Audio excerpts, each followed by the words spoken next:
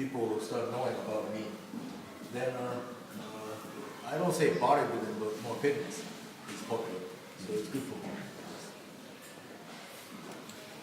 Do you think it's possible to start competing at the age of 40? Definitely. I've seen bodybuilders, guys that, you know, were in their 30s, never, you know, competed, started getting into lifting weights and started getting into bodybuilding and start competing at 40. I still feel you can make gains, you know, in your 40s, you know, right into your 50s and 60s. I've seen bodybuilders that make, you know, gains. Over your 50? Well, I'm even now, like I started, you know, getting myself back in shape, and, you know, it's like 48, and I see myself gaining from when I was 48, you know, from the shape, and still make gains. Not saying I'm going to get back on stage, but you can still make gains if you're a guy training, you know, in their, you know, late 30s to 40s and right into, you know, 50. I think it starts to get a little harder. I'm noticing, So you know, testosterone production. production goes down, yeah, so it becomes a little harder, definitely. The recovery is longer. Yeah, recovery, Strength is lower. yeah, that's basically what happens. The physique class must be bringing you a lot more customers, I guess. A lot more people are finding a way into working out and training and things like that. Do you think that's actually isolating the extreme end of bodybuilding, which is sort of the Olympia stage, let's say? Well, is that a good thing for you guys? Or is that a bad thing?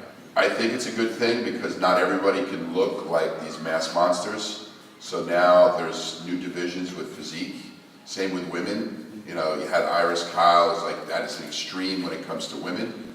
And now you have all the way to divisions of bikini.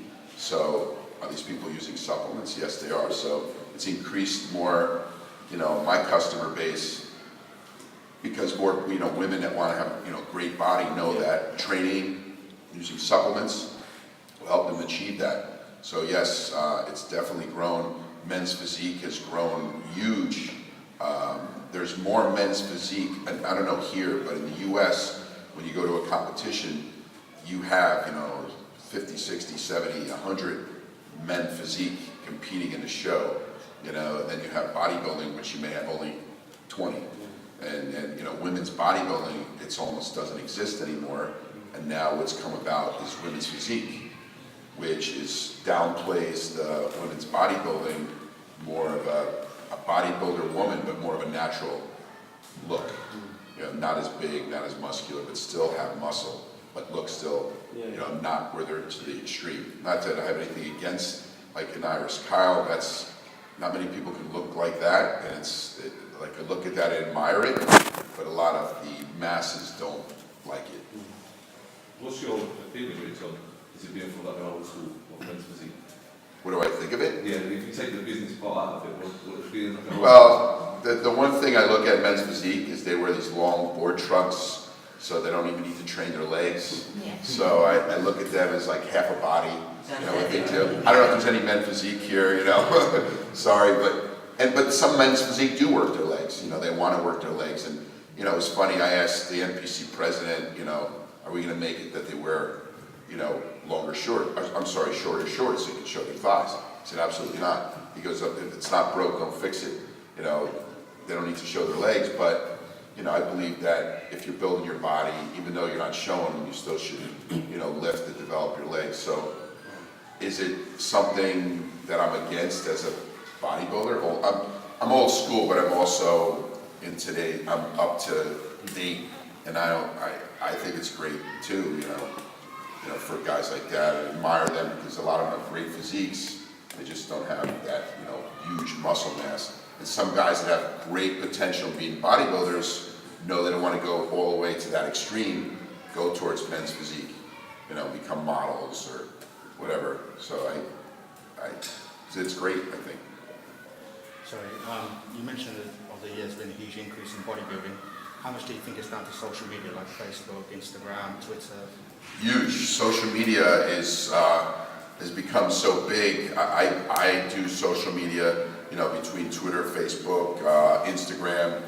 All of those are huge for me to get to be in touch with my fans. Before it was like me coming to this kind of seminar, you know, environment to get to talk to fans. Now through social media, I can talk to tens of thousands of people and identify with them, answer questions, show them training programs, show them my diet. So social media has become a big, integral part of success of bodybuilding, and many bodybuilders are finding information through social media. So yes, it's big. YouTube, very, very big. I just opened up a facility in New Jersey. I'm putting in a whole gym, and part of it's a studio gym that we're going to be doing a lot of YouTube videos, training, between, all the pros, myself, on, different techniques and what to do, in the gym to try to develop. When I was a kid, you couldn't get that information. You could only read magazines. The internet has made information instant.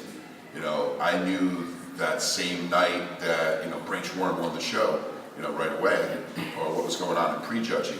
To me, that's also amazing how the internet has made things so quick, and the knowledge is so extensive through, social media and through the internet now. You can find that information at an instant. Do you think that knowledge makes it harder sometimes because you've got so much out there that for guys coming into the industry or coming into training, they don't really know where to begin? And when they do start, they think, okay, well, that's 3 weeks I've been doing that, I'll go for this next thing. It's just... I do agree with that. When my knowledge was going to my gym and asking, the owner of the gym how to train, or looking at a couple of big guys and going up to them and say, hey, what do you do? Today, you go on the internet and there's these, these gurus that are out there, and a lot of them misguide young, inspiring, bodybuilders, and actually misguide them in the wrong direction, which you have to be careful. So there is a lot. Well, I've seen guys, like I said, when he was at his peak, like a Ronnie Coleman, really work hard, in the gym. Like when he went to the gym, he trained in the gym.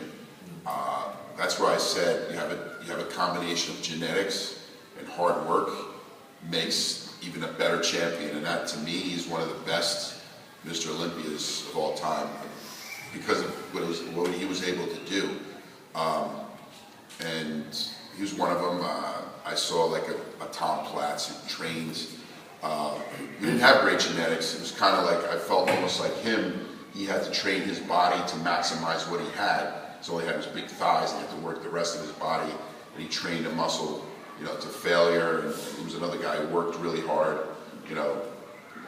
Those are some of the, the pros that I've seen, that I've seen train, and admire their training system. If you flip that question around and say, is there any pros that you're like mid-range and you thought, if you train hard, then possibly you could, get even better? Someone like I don't know. There's certain bodybuilders that don't train really hard. They have great physiques. I'm wondering if they train too hard that they would overtrain easier. No disrespect to Dexter Jackson. I've seen him train. He doesn't train really heavy or hard, that hard. But the guy won Mr. Olympia. His genetics, great. Maybe if he trained too hard, maybe we'd overtrain. So, he goes to the gym and just does some curls. I heard he only trains 3 days a week. I don't know if that's true. I think that the one reason Dexter is still on the top pro, because he never injured. Never injured himself. So there, I see Tony Friedman. The guy is huge, picking up 10-kilo dumbbells curling, and doing it to failure. And I'm watching him do this lightweight, and it's amazing to me that he can train with just this light weight, and he's so big.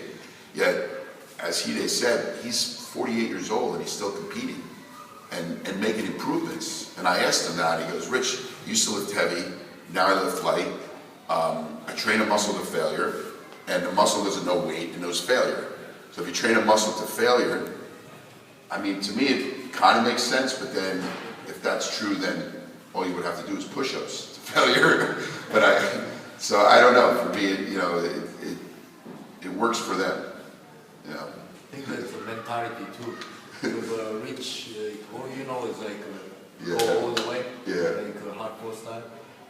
So if you, one reason you go to the gym, you want to do whatever you want. You don't want to go to the gym what you don't like. So you go to the gym and you feel good. So Tony Freeman can feel good with lightweight. Rich cannot. Just like lifting a lightweight. It just doesn't do anything for me. But I still try to train proper form, but yeah, like, to me it's amazing. There are certain bodybuilders that just, Tony Freeman and Dexter Jackson lift extremely light. I even think Phil Heath doesn't really train. I mean, he trains and he just is afraid, oh, I don't want to tear my pec, so he does his chest and just stops. And the guy's a monster, you know. It's just, that's his genetics and what works for him. He'll never get an injury, so it's actually good for, you know, his longevity in the sport.